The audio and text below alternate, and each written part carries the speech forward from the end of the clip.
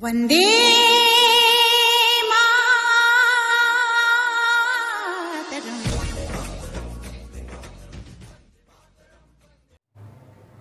हाय दोस्तों, ABC channel पर आपका स्वागत है।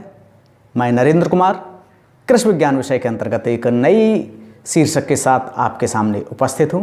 आज का शीर्षक है जलवायु के घटक भाग 2। इस भाग के अंतर्गत आप अध्ययन करेंगे मेघ अथवा बादल, नंबर 2 वर्षा अथवा वर्षण। तो आइए शुरू करते हैं। नंबर 1 मेघ या बादल। साथियों, पृथ्वी की सतह से काफ़ी ऊपर वायु में उपस्थित जल वाष्प की नमी के संघनन के परिणाम स्वरूप निर्मित हिमकणों तथा जल कणों के समूह को बादल कहा जाता है।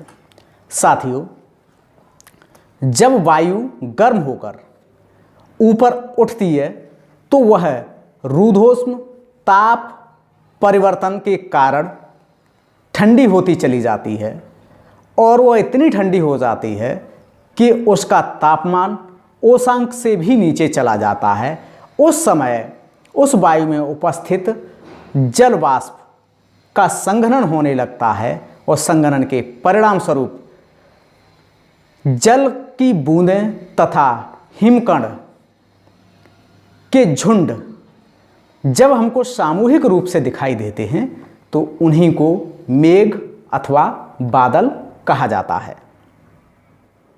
साथियों, अध्ययन की सुविधा के लिए बादलों की ऊंचाई के आधार पर इन्हें मोटे तौर पर 3 वर्गों में वर्गीकृत किया जा सकता है।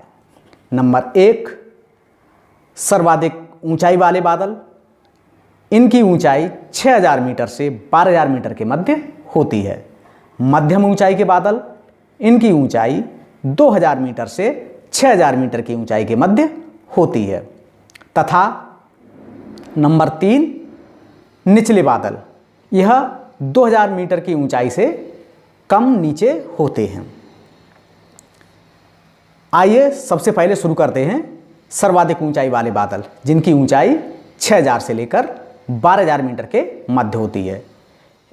इस श्रेणी के बादलों को 3 वर्गों में वर्गीकृत किया जा सकता है। नंबर 1 पच्छाव मेघ यानी साइरस। नंबर 2 पच्छाव स्तरी मेघ यानी साइरस स्टेटस। नंबर 3 पच्छाव कपासी मेघ यानी साइरस कमुलस। साथियों, आइए शुरू करते हैं। नंबर 1 पच्छाव मेघ यानी साइरस। साइरस मेघों की प्रमुख विशेषताएं निम्नलिखित हैं। नंबर 1 यह मेघ सर्वाधिक ऊंचाई पर स्थित होते हैं। नंबर 2 यह मेघ दिखने में सफ़ेद रेशम जैसे मुलायम तथा बिखरे हुए होते हैं। नंबर 3 इन मेघों का निर्माण हिमकणों से होने के कारण इन मेघों से वर्षा नहीं होती।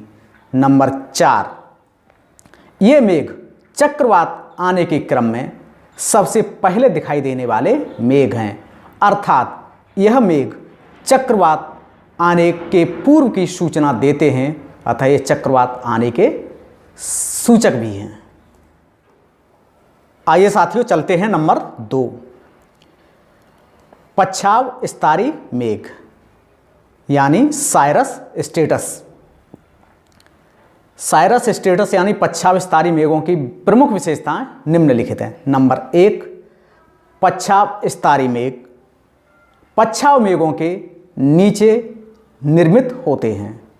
नंबर 2 यह मेघ भी दिखने में सफ़ेद तथा दूधिया चादर की भांति बृहद क्षेत्र में फैले हुए होते हैं। नंबर 3 इन्हीं मेघों के कारण सूर्य अथवा चंद्रमा के चारों ओर प्रभामंडल बनता है।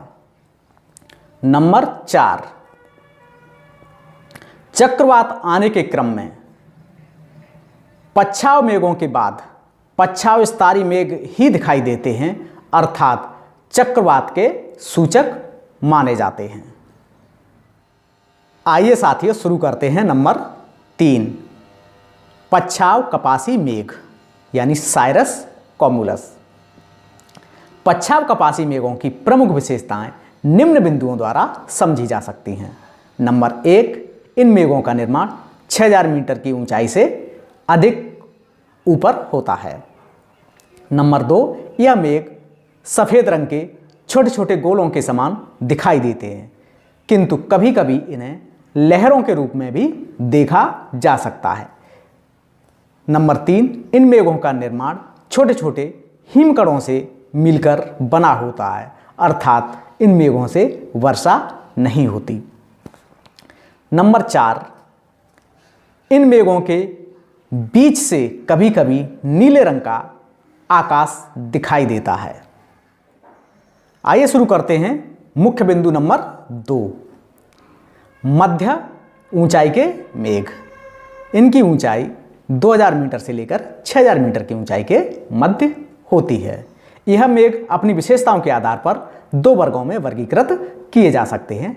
नंबर 1, उच्च स्तरीय मेघ। नंबर 2, उच्च कपासी मेघ। तो आइए शुरू करते हैं। नंबर 1, उच्च स्तरीय मेघ। उच्च स्तरीय मेघों की प्रमुख विशेषताएं निम्न बिंदुओं द्वारा समझी जा सकती हैं। नंबर 1, यह मेघ दिखने में भूरे अथवा नीले रंग के होते हैं, जो एक विस्तृत चादर के रूप में आसमान में फैले हुए होते हैं। नंबर 2, इनसे गुजरने वाली सूर्य की किरणें धुंधली दिखाई देती हैं अथवा सूर्य का प्रकाश स्पष्ट रूप से दिखाई नहीं देता। नंबर 3, इन मेघों के प्रभाव के कारण विस्तृत क्षेत्र में वर्षा होती है, अर्थात वर्षा के क्रम में देखा जाए तो यह मेघ प्रथम मेघ हैं जो वर्षा करते हैं। आइए जानते हैं नंबर 2, उच्च कपासी मेघ।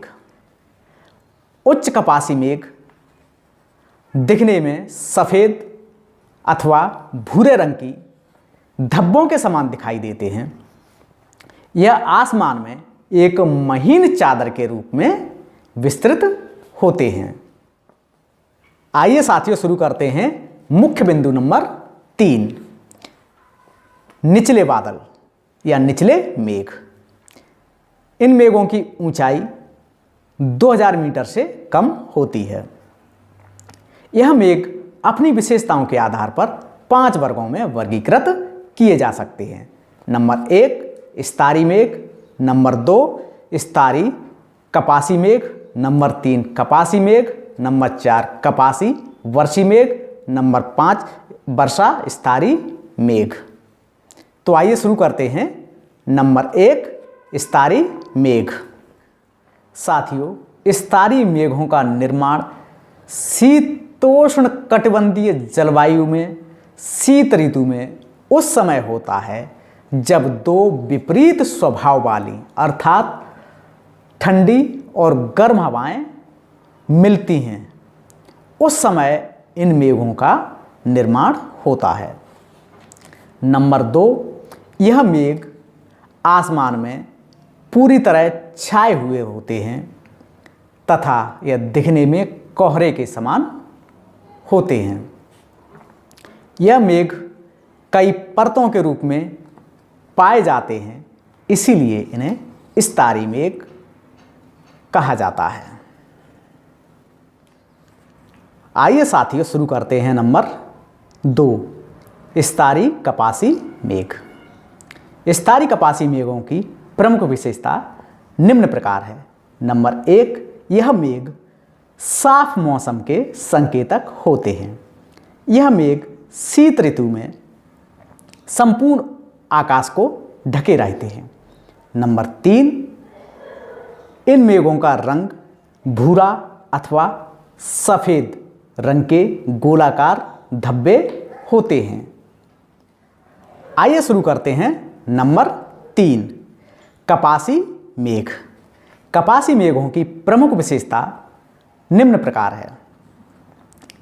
यह मेघ भी स्तरीय कपासी मेघों के समान साफ मौसम के सूचक होते हैं। यह मेघ दिखने में गोभी के फूल के समान दिखाई देते हैं, किंतु इनका जो स्तर होता है, नीचे का बेस होता है, वह समतल दिखाई देता है।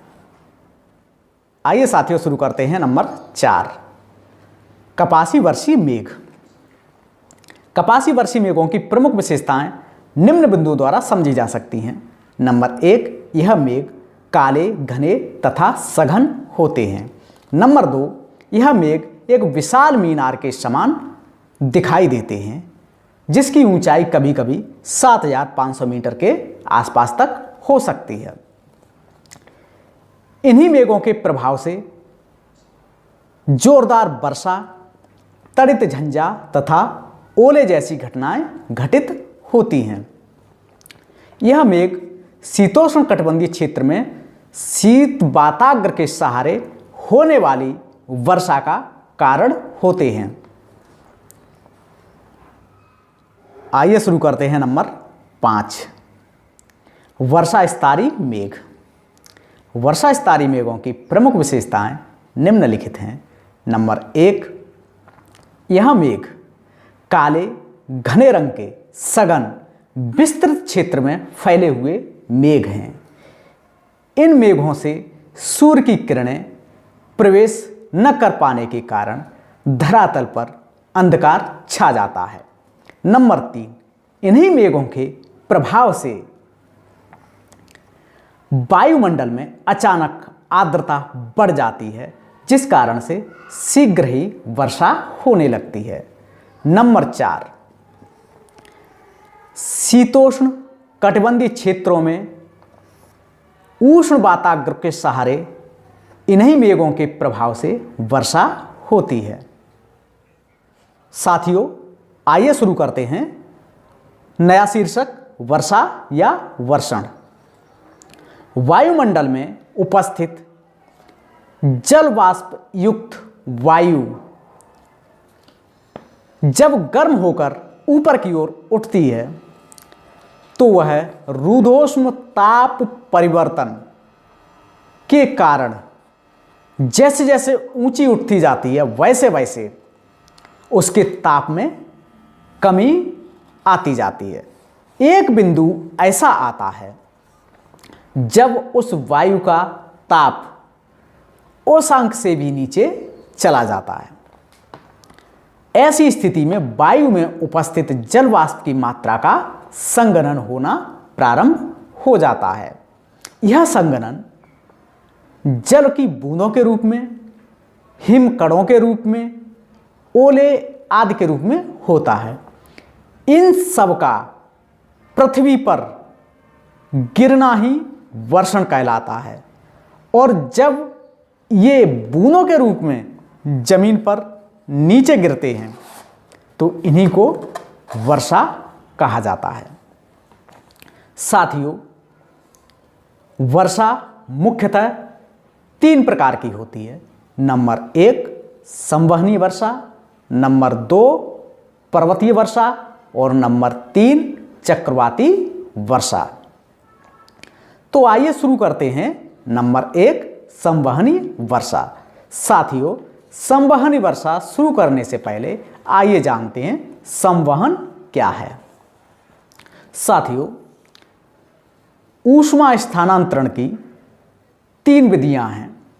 नंबर 1, चालन, नंबर 2, संवहन, नंबर 3, विकिरण। तरल पदार्थों में ऊष्मा का स्थानांतरण संवहन विधि द्वारा होता है, जिसमें कोई तरल पदार्थ का अणु या कण ऊष्मा प्राप्त करके हल्का हो जाता है और ऊपर की ओर गति करता है। उसके स्थान पर ठंडा अणु स्थापित हो जाता है और यह क्रिया लगातार चलती रहती है, और इसी प्रकार से तरल पदार्थों में ऊष्मा एक स्थान से दूसरे स्थान पर स्थानांतरित होती है। साथियों, आइए जानते हैं संवहनीय वर्षा के बारे में। भूमध्य रेखा तथा इसके आसपास के क्षेत्रों में तीव्र गर्मी के कारण या उच्च ताप के कारण हवाएं हल्की होती हैं, हल्की होकर तेजी से ऊपर की ओर उठती हैं। इन्हें संवहनीय हवाएं कहा जाता है या संवहनीय धाराएं भी कहा जाता है। ऊपर जैसे जैसे उठती हैं वैसे वैसे रुद्धोष्म ताप परिवर्तन के कारण इनके ताप में कमी होती जाती है और इन हवाओं में पाए जाने वाले जल वाष्प की मात्रा का संघनन होना प्रारंभ हो जाता है। और जैसे जैसे संघनन प्रारंभ होता जाता है ये वर्षा की बूंदों के रूप में जमीन पर गिरने लगती हैं। इसी प्रकार की वर्षा को संवहनीय वर्षा कहा जाता है।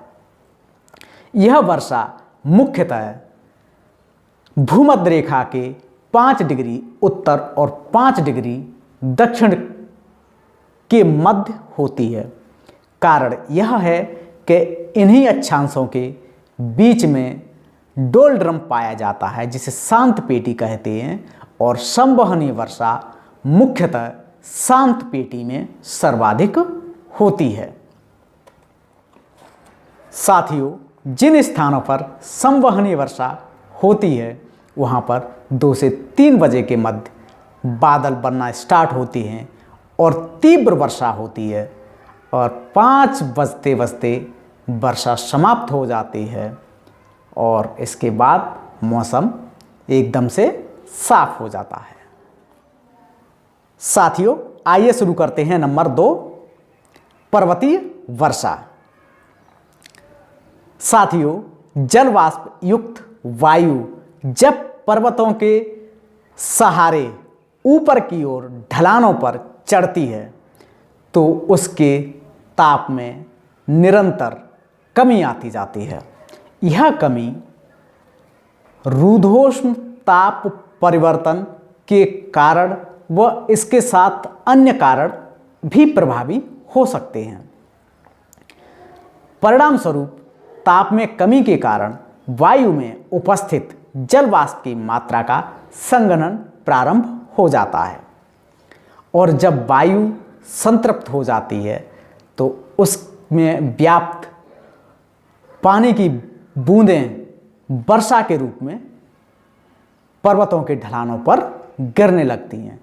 इन्हीं बूंदों को पर्वतीय वर्षा कहा जाता है। साथियों, पर्वतीय वर्षा को और अच्छे से समझने के लिए 2 शब्दावलियों को और समझ लेते हैं। नंबर 1, पवनाभिमुख ढाल अथवा विंडवार्ड स्लोप। यह पर्वत का वह भाग है जो जल वाष्प से युक्त हवाओं के सम्मुख होता है। इस ढाल की प्रमुख विशेषता यह है कि सम्मुख होने के कारण यहाँ पर तीव्र वर्षा होती है। जैसे मेघालय में मासिनराम जहाँ विश्व की सर्वाधिक वर्षा होती है वह पवनाभिमुख ढाल पर विद्यमान है।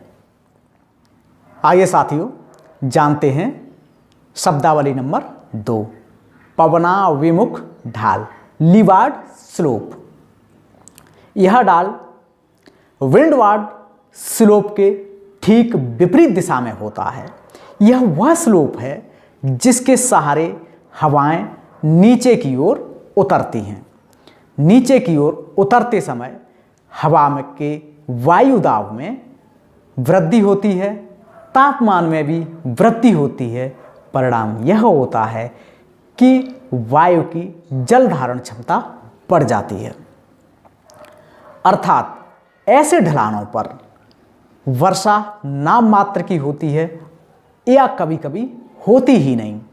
वर्षा न होने के कारण या कम मात्रा में होने के कारण ऐसे ढलानों को वृष्टि छाया क्षेत्र कहा जाता है। आइए साथियों, जानते हैं नंबर 3, चक्रवाती वर्षा। चक्रवाती वर्षा को समझने से पहले चक्रवातों को समझ लेना आवश्यक है।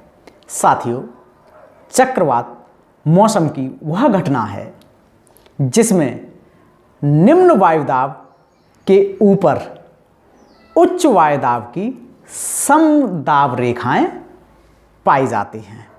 अर्थात परिधि पर उच्च दाब व केंद्र की तरफ जैसे जैसे बढ़ते हैं निम्न वायुदाब पाया जाता है।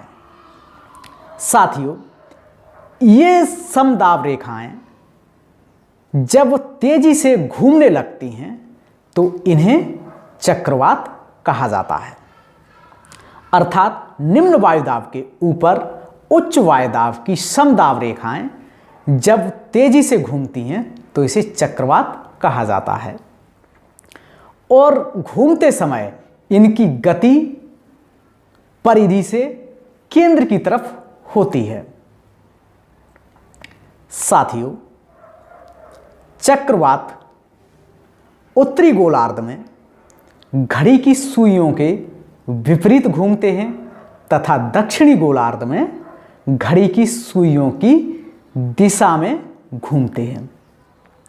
एक और बात, ये चक्रवात शीतोष्ण कटिबंधीय क्षेत्रों में अक्सर आते हैं जो उत्तरी तथा दक्षिणी गोलार्ध में 35 से 65 डिग्री के मध्य पाया जाता है।